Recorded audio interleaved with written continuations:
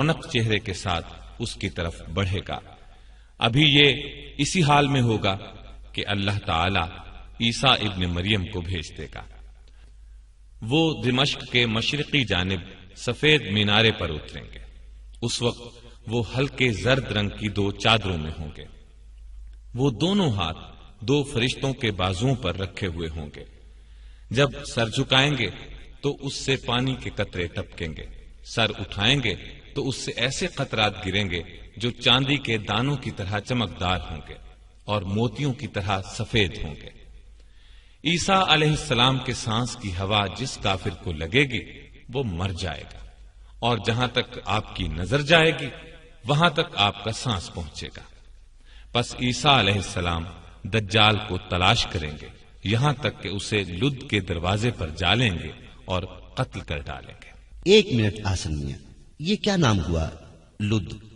جی ہاں، یہ مقام فلسطین میں ہے، آج کل اسرائیل کے قبضے میں ہے۔ اسی مقام پر یہودیوں کا جنگی ایئرپورٹ ہے اور لد یا لڈاہی کے نام سے مشہور ہے۔ مطلب یہ کہ آج بھی یہ مقام لد کہلاتا ہے۔ ہاں، تو عیسیٰ علیہ السلام دجال کو قتل کر دیں گے۔ پھر ان کے پاس وہ لوگ آئیں گے جن کو اللہ تعالیٰ نے دجال کے فتنے سے محفوظ رکھا تھا۔ عیسیٰ علیہ السلام ان کے چہروں سے سفر کی گرد اور رنج و غم کے آثار مٹا دیں گے اور انہیں جنت میں بلند درجات کی خوشخبری سنائیں گے۔ عیسیٰ علیہ السلام اسی قسم کے حالات میں ہوں گے کہ اللہ تعالیٰ ان کے پاس وحی بھیجے گا کہ اب میں نے اپنی ایسی مخلوق یعنی یاجوج ماجوج کو نکالا ہے جس سے لڑنے کی کسی میں طاقت نہیں، لہذا آپ میرے خاص بندوں یعنی مومنین کو کوہ طور پر جمع کر لیجیے۔ چنانچہ عیسیٰ علیہ السلام ایسا ہی کریں گے، اور اللہ تعالیٰ یاجوج ماجوج کو اتنی بڑی تعداد میں بھیجے گا کہ وہ ہر بلندی سے اتر پڑیں گے اور تیز رفتاری کے باعث پھسلتے ہوئے محسوس ہوں گے۔ جب ان کا پہلا حصہ بحیرہ طبریہ سے گزرے گا تو اس کا سارا پانی پی کر ختم کر دے گا۔ جب ان کا آخری حصہ وہاں سے گزرے گا تو کہے گا یہاں کبھی پانی تھا؟ عیسیٰ ابن مریم اور ان کے ساتھی اس وقت کوہ طور پر محصور ہو چکے ہوں گے، اور کھانے پینے کی چیزوں کی کمی کا اس وقت یہ حال ہوگا کہ ایک بیل کے سر کو 100 دیناروں سے بہتر خیال کیا جائے گا۔ اب اللہ کے نبی اور ان کے ساتھی اللہ سے دعا کریں گے، بس اللہ وبا کی صورت یاجوج ماجوج پر ایک کیڑا مسلط کرے گا جو ان کی گردنوں میں پیدا ہوگا، اس سے سب کے جسم پھٹ جائیں گے اور سب کے سب دفعتاً ہلاک ہو جائیں گے۔ پھر اللہ کے نبی عیسیٰ علیہ السلام اور ان کے ساتھی کوہ طور سے اتر آئیں گے۔ زمین پر انہیں بالشت بھر جگہ ایسی نظر نہیں آئے گی جسے یاجوج ماجوج کی لاشوں اور تعفن نے بھر نہ دیا ہو۔ اللہ کے نبی عیسیٰ علیہ السلام اور ان کے ساتھی پھر اللہ سے دعا کریں گے۔ اس دعا کے نتیجے میں اللہ تعالیٰ اتنے بڑے بڑے پرندے بھیجے گا جن کی گردنیں بختی اونٹوں کی گردنوں جتنی ہوں گی۔ یہ پرندے ان لاشوں کو اٹھا کر جہاں اللہ چاہے گا پھینک دیں گے۔ پھر اللہ ایسی بارش برسائے گا جس سے نہ کوئی مٹی کا گھر بچے گا نہ چمڑے کا خیمہ، یعنی بارش مکانات والی بستیوں میں بھی ہوگی اور ان جنگلوں میں بھی جہاں خانہ بدوش خیموں میں رہتے ہیں۔ یہ بارش زمین کو دھو کر آئینے کی مانند صاف کر دے گی۔ پھر اللہ تعالی زمین کو حکم دے گا اپنی پیداوار اگا اور اپنی برکت پھر سے ظاہر کر دے۔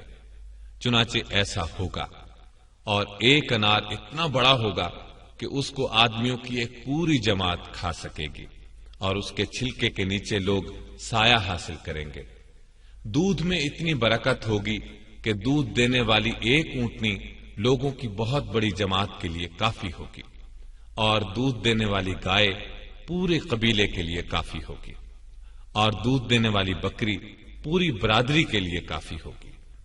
لوگ اسی حال میں ہوں گے کہ اللہ ایک خوشگوار ہوا بھیج دے گا جو ان کی بغلوں کے زیریں حصے میں اثر انداز ہو کر ہر مومن اور مسلمان کی روح قبض کرنے کا سبب بن جائے گی، اور دنیا میں صرف بدترین لوگ باقی رہ جائیں گے جو گدھوں کی طرح کھلم کھلا زنا کریں گے۔ چنانچہ قیامت انہی بدترین لوگوں پر آئے گی۔ یہ حدیث مسلم، ابو داؤد، ترمذی، ابن ماجہ وغیرہ کتب احادیث میں موجود ہے۔ ایک اور حیرت انگیز حدیث سناتا ہوں، وہ بھی صحیح مسلم کی ہے۔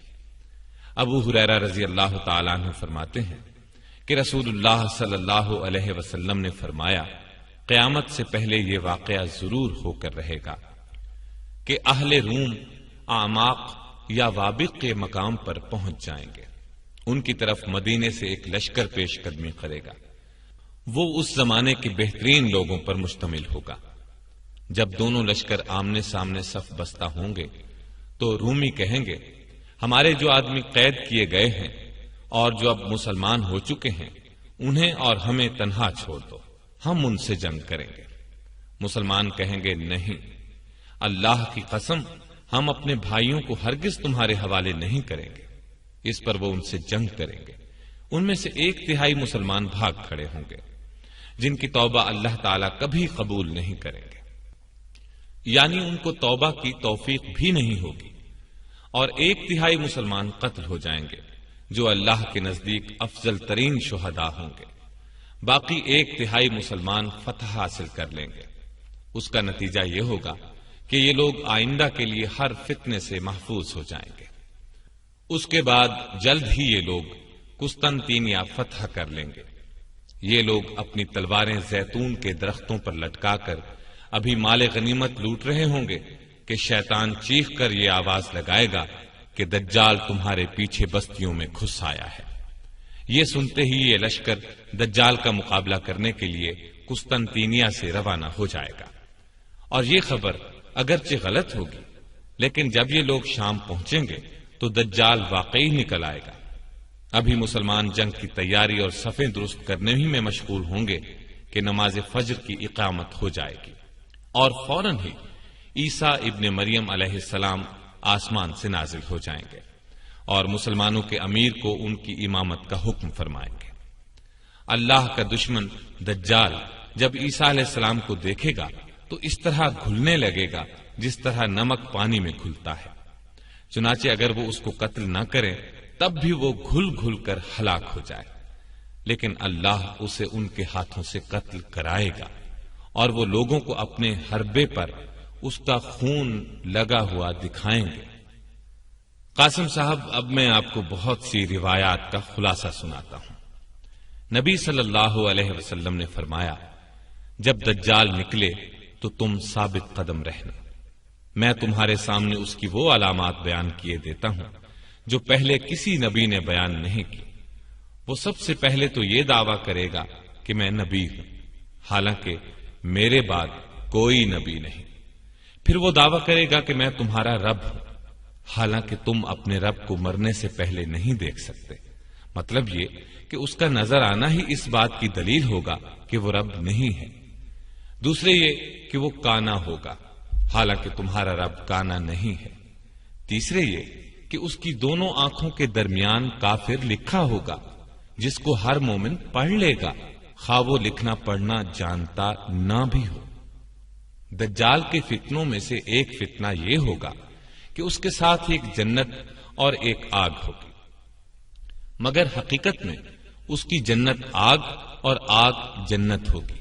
بس جو شخص اس کی آگ میں مبتلا ہو اس کو چاہیے کہ اللہ سے فریاد کرے اور سورہ کہف کی ابتدائی آیات پڑھے۔ ایسا کرنے سے وہ آگ اس کے لیے اسی طرح ٹھنڈی ہو جائے گی جس طرح ابراہیم علیہ السلام پر ٹھنڈی ہوئی تھی۔ اس کا ایک فتنہ یہ ہوگا کہ وہ کسی دیہاتی سے کہے گا، اگر تیرے مردہ ماں باپ کو میں زندہ کر دوں تو کیا تو شہادت دے گا کہ میں تیرا رب ہوں؟ وہ کہے گا، ہاں، میں گواہی دوں گا۔ پس دیہاتی کے سامنے 2 شیطان اس کے ماں باپ کی صورت بنا کر آئیں گے اور کہیں گے، بیٹا تو اس کی پیروی کر، یہ تیرا رب ہے۔ اس کا ایک فتنہ یہ ہوگا کہ اسے اللہ کی طرف سے مومنین کی آزمائش کے لیے ایک مومن شخص پر قدرت دی جائے گی، پس وہ اس کو قتل کر دے گا اور آرے سے چیر کر اس کے دونوں ٹکڑوں کو الگ الگ ڈال دے گا۔ پھر لوگوں سے کہے گا، میرے اس بندے کی طرف دیکھو، میں اسے ابھی زندہ کر دوں گا۔ اور یہ پھر کہے گا، اس کا رب میرے سوا کوئی اور ہے؟ چنانچہ اللہ تعالیٰ اس شخص کو زندہ کر دیں گے، اور خبیث دجال اس سے کہے گا، بتا تیرا رب کون ہے؟ وہ کہے گا، میرا رب اللہ ہے، اور تو اللہ کا دشمن ہے، تو دجال ہے۔ اللہ کی قسم، تیرے دجال ہونے کا جتنا مجھے آج یقین ہے اتنا پہلے کبھی نہ تھا۔ اس کا ایک فتنہ یہ ہوگا کہ وہ بادلوں کو بارش کا حکم دے گا تو وہ بارش برسائیں گے، اور زمین کو اگانے کا حکم دے گا تو وہ اگائے گی۔ اس کا ایک فتنہ یہ ہوگا کہ اس کا گزر ایک بستی سے ہوگا، بستی کے لوگ اس کو جھٹلائیں گے تو ان کے سارے مویشی ہلاک ہو جائیں گے۔ ایک اور فتنہ یہ ہوگا کہ وہ ایک بستی سے گزرے گا، وہ لوگ اس کی تصدیق کریں گے تو وہ بادلوں کو بارش کا حکم دے گا، بادل بارش برسائیں گے، اور زمین کو اگانے کا حکم دے گا تو وہ اگائے گی۔ حتیٰ کہ اسی روز شام کو جب ان کے مویشی چرنے کے بعد واپس آئیں گے تو وہ خوب موٹے ہوں گے، ان کی کوکھیں بھری ہوئی ہوں گی اور تھن دودھ سے لبریز ہوں گے۔ مکے اور مدینے کے علاوہ زمین کا کوئی حصہ ایسا نہیں ہوگا جو اس کے پاؤں کے نیچے نہ آیا ہوگا اور جس پر اس کا ظہور نہ ہوا ہو۔ البتہ جس درے سے بھی وہ مکے یا مدینے میں داخل ہونا چاہے گا، فرشتے ننگی تلواریں لے کر اس کے سامنے آ جائیں گے اور وہ آگے بڑھنے کی جرت نہ کر سکے گا۔ چنانچہ وہ کھاری زمین کے کنارے سرخ ٹیلے پر پڑاؤ ڈال دے گا۔ اب مدینہ طیبہ میں 3 زلزلے آئیں گے جن کے باعث ہر منافق مرد اور عورت مدینے سے نکل کر دجال سے جا ملے گا۔ ان زلزلوں کے ذریعے مدینہ طیبہ منافقوں کی گندگی کو اپنے سے اس طرح نکال باہر کرے گا جیسے لوہار کی دھونکنی لوہے کا زنگ دور کر دیتی ہے۔ اسی لیے اس دن کو یوم نجات کہا جائے گا۔ یہ حالات سن کر ایک صحابیہ ام شریک رضی اللہ عنہا نے دریافت کیا، اے اللہ کے رسول، اس زمانے میں عرب کہاں ہوں گے؟ یعنی عربوں کے ہوتے ہوئے دجال اس قدر فتنہ کس طرح بپا کرے گا؟ آپ صلی اللہ علیہ وسلم نے فرمایا، عرب اس زمانے میں تھوڑے ہوں گے اور ان میں سے اکثر بیت المقدس میں ہوں گے۔ ان کا امام ایک صالح مرد ہوگا، یعنی امام مہدی۔ ایک دن یہ واقعہ ہوگا کہ ان کا امام صبح کی نماز پڑھانے کے لیے آگے بڑھا ہی ہوگا کہ ان میں عیسیٰ ابن مریم علیہ السلام نازل ہو جائیں گے۔ چنانچہ امام پیچھے ہٹے گا تاکہ عیسیٰ علیہ السلام نماز پڑھائیں، لیکن عیسیٰ علیہ السلام اس کے کندھوں پر ہاتھ رکھ کر فرمائیں گے، یہ نماز آپ ہی پڑھائیں، کیونکہ اس نماز کی اقامت آپ کے لیے ہوئی ہے۔ جب امام نماز پڑھا کر فارغ ہوں گے تو عیسیٰ علیہ السلام کہیں گے، دروازہ کھولو۔ دروازہ کھول دیا جائے گا۔ اس کے دوسری طرف دجال ہوگا اور اس کے ساتھ 70,000 یہودی ہوں گے اور قیمتی موٹے کپڑے پہنے ہوں گے۔ جب دجال عیسیٰ علیہ السلام کو دیکھے گا تو اس طرح گھلنے لگے گا جیسے نمک پانی میں گھلتا ہے۔ وہ بھاگ کھڑا ہوگا۔ عیسیٰ علیہ السلام اس سے فرمائیں گے، میری ایک ضرب تیرے لیے مقدر ہو چکی ہے، اس سے تو بچ نہیں سکے گا۔ چنانچہ وہ اسے باب لد پر جا لیں گے اور قتل کر ڈالیں گے۔ پس اللہ یہودیوں کو شکست دے گا۔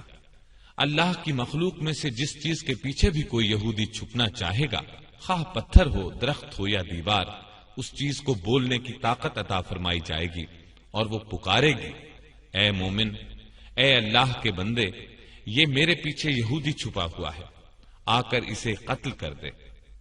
پھر عیسیٰ علیہ السلام زکوٰۃ کی وصولی بند کر دیں گے۔ نہ بکری کی زکوٰۃ وصول کی جائے گی، نہ اونٹ کی۔ اس کی وجہ یہ ہوگی کہ سب مالدار ہوں گے کوئی زکات لینے والا نہیں ہوگا، بغض و عداوت ختم ہو جائے گی، ہر زہریلے جانور کا زہر ختم ہو جائے گا، حتیٰ کہ چھوٹا بچہ اگر سانپ کے منہ میں ہاتھ دے دے گا تو وہ اس کو کوئی نقصان نہیں پہنچائے گا، اور چھوٹی بچی شیر کا منہ ہاتھ سے کھولے گی تو وہ اسے کچھ نہیں کہے گا۔ بکریوں کے ریوڑ میں بھیڑیا اس طرح رہے گا جیسے ان کی حفاظت کرنے والا کتا۔ زمین امن و امان سے بھر جائے گی جیسے برتن پانی سے بھر جاتا ہے، اور کلمہ سب کا ایک ہوگا، پس اللہ کے سوا کسی کی عبادت نہ کی جائے گی۔ ابن ماجہ اور مسند احمد کی ایک روایت میں یہ بھی ہے کہ اس کے بعد لوگ اپنے اپنے شہروں کو واپس ہو جائیں گے تو اس وقت یاجوج ماجوج نکل پڑیں گے۔ ان کی تفصیل میں نواس بن سمعان والی حدیث میں بتا ہی چکا ہوں۔ اب ابو داؤد اور مسند احمد وغیرہ سے ایک حدیث اور سن لیں۔ ابو ہریرہ رضی اللہ تعالی عنہ سے روایت ہے کہ نبی اکرم صلی اللہ علیہ وسلم نے فرمایا، میرے اور عیسیٰ ابن مریم علیہ السلام کے درمیان کوئی نبی نہیں، اور وہ نازل ہوں گے۔ جب تم ان کو دیکھو تو پہچان لینا، ان کا قد و قامت میانہ، رنگ سرخ و سفید ہوگا، ہلکے زرد رنگ کی 2 چادروں میں ہوں گے، سر کے بال اگرچہ بھیگے ہوئے نہ ہوں گے تب بھی چمک اور صفائی کی وجہ سے یوں محسوس ہوگا جیسے پانی کے قطرے ٹپک رہے ہیں۔ اسلام کی خاطر کفار سے قتال کریں گے، پس صلیب توڑ ڈالیں گے، خنزیر کو قتل کریں گے اور جزیہ لینا بند کر دیں گے۔ اللہ ان کے سوا تمام ادیان و مذاہب کو ختم کر دے گا، انہی کے ہاتھوں دجال کو قتل کرائے گا۔ پس عیسیٰ علیہ السلام زمین میں 40 سال رہ کر وفات پائیں گے اور مسلمان ان کی نماز جنازہ پڑھیں گے۔ مسلم کی ایک روایت میں یہ بھی ہے کہ عیسیٰ علیہ السلام حج یا عمرہ یا دونوں کریں